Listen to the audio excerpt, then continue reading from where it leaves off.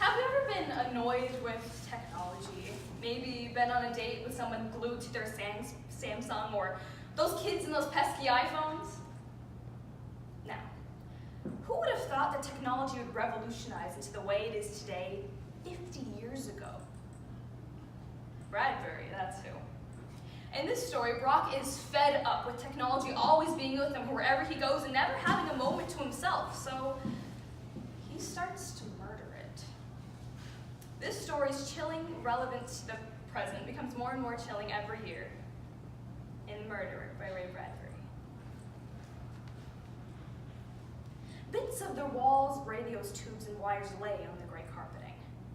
Ignoring these and feeling that smile upon him like a heat lamp, the psychiatrist sat across from the patient in the unusual silence, which was like the gathering of a storm.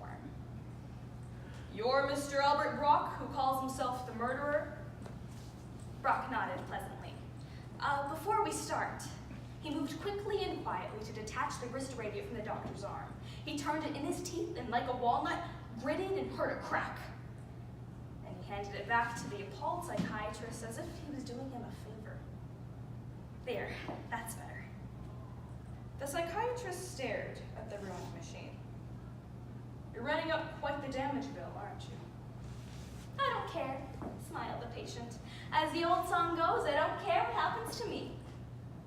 He hummed it. The psychiatrist said, "Shall we start?" "Fine."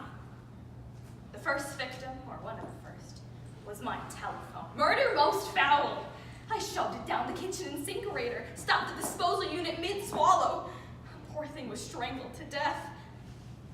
And then, I shot the television set. The psychiatrist said,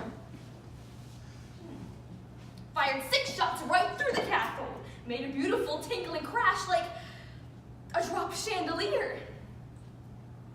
Nice imagery. Oh, thanks, I always dreamt of being a writer. Suppose you tell me when you first began to hate the telephone. Well, it frightened me as a child. Uncle of mine called it the ghost machine. Voices without bodies. Scared the living hell out of me.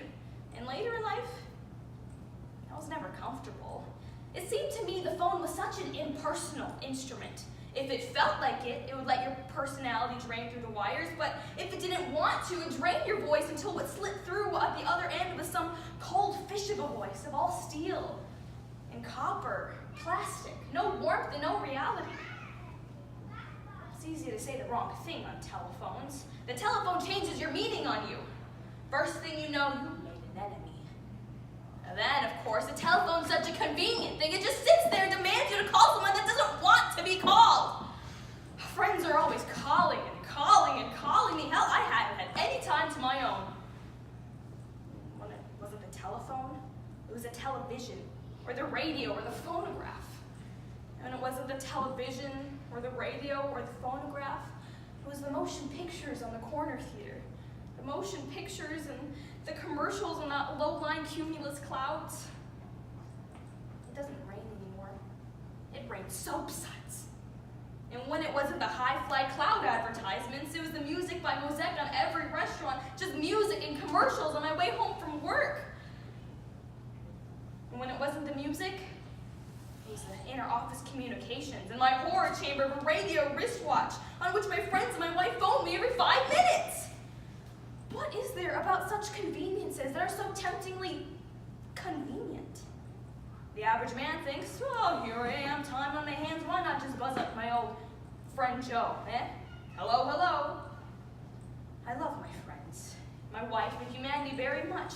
But when one minute my wife calls and says, "Well, where are you now, dear?" And then my friend calls and says, "Got the best off-color joke to tell you, seems to be there was this guy." And then a stranger calls and cries out, "This is a fine fax poll. What gum are you chewing at this very instant?"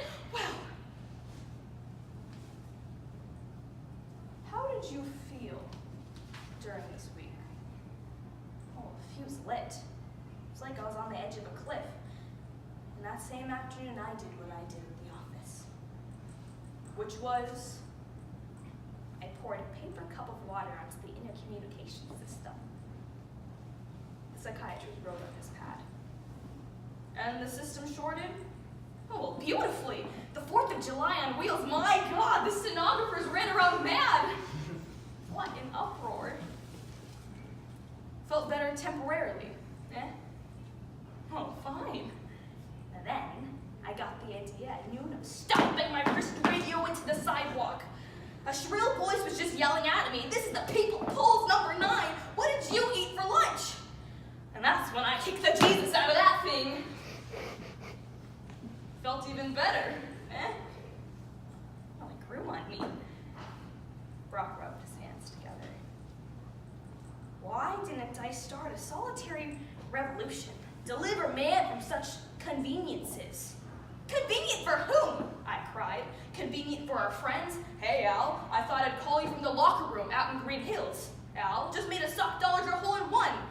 A hole in one, Al. A beautiful day, Al. Having a shot of whiskey at the office, I thought you'd like to know, Al. Convenient for my office, so when I'm out in the field with my car radio, there's not a moment when I'm not in touch. Touch. Held, gripped, pawed rather, mauled and massaged into pounding FM voices. You can't leave your car without checking in. Have stopped to the gas station's men's room. Okay, Brock, step on it. Brock, what took you so long? Oh, watch it next time, Brock. Yes, sir. Do you know what I did, Doctor? I bought a quart of French chocolate ice cream, and I spooned it onto the radio transmitter. Was there any special reason for choosing French chocolate ice cream to spoon onto the broadcasting unit? Brock thought about it, and he smiled. It's my favorite flavor.